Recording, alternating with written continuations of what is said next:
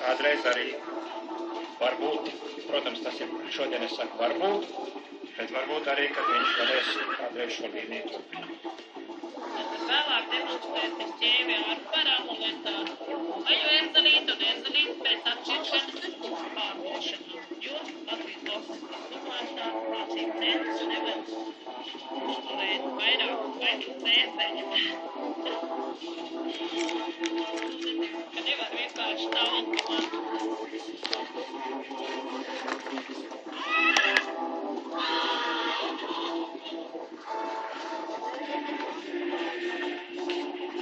Paldies, Laura, paldies. Paldies.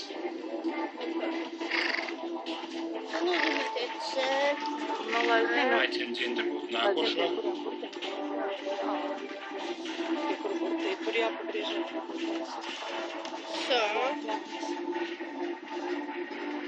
Aha. Kāds pagrieziens būtu varbūt pasi.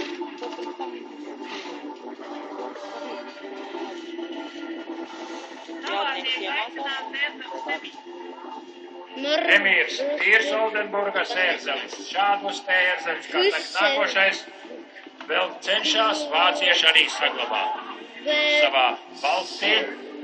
Un tādā sakarībā, ka viņam ir tāpat radnieciskā izcelsme, kas mūsu ērzeļiem, kas ir cēlušies savā laikā no rokta zirgaudzētājs, arī Vācijā.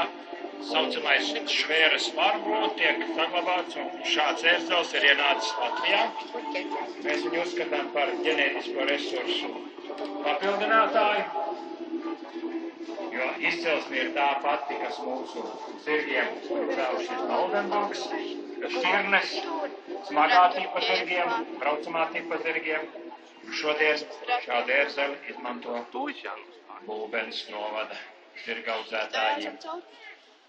Dzinda tālāk sīkāk komentē ar viņu ģenealoģiju. Jā, par ērzelēm īrumā varētu teikt tā, ka mēs cenšamies šo ērzeli popularizēt un varbūt arī tā iespaidā viņam šobrīd 21 pēcnācējs jau. Kā jau Rozīškungs pieminēja, viņš ir ievests Latvijā, varētu teikt, genofonda asins tādai atjaunošanai vai pieliešanai, un kaut kādā 14.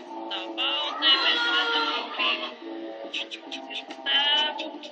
Tur ir tāds, domāju, ka Rozīškungs jau izstāstīja pa Oldenburgas līnijas dibinātāja normālus rudvārda zaru, kur šīs te mūsu ģenealoģijas tā kā satiekās vai ir ļoti. Ēzelis ir interesants, tātad pilnīgi citas, varētu teikt, arī vācīgas nekā šiem te visiem pārējiem ērzeliem, un arī ģenētisko resursu tādi pārvadāji vai vairāk tādi braucamāti ērzeļi, labprāt, var arī aizvest kādu ķēvi iepriekš sarunājuši. Tātad piedara Solītis saimniecībai pilsēta, kur ir saimniece Anita Aizpuriete, šobrīd izved ēzeļu viņa meita. Ģērmane. Ēzeli raksturo kā ļoti labdabīgu, miermīlīgu, un viņš piedalījās nedaudz šķēršļu pārvarēšanā. Tātad ir notikušas sacensības pašā Stāverienā un arī visiem pazīstamajā lielajā konfliktā Īņķā. Viņš ir stāvējis. Jāpiezīmē, ka bijušajā Vācijas Demokrātiskajā republikā ļoti daudz, varbūt liecinieki ir jau bijuši tur, Morisburgā, ar braucu kādu septembrī,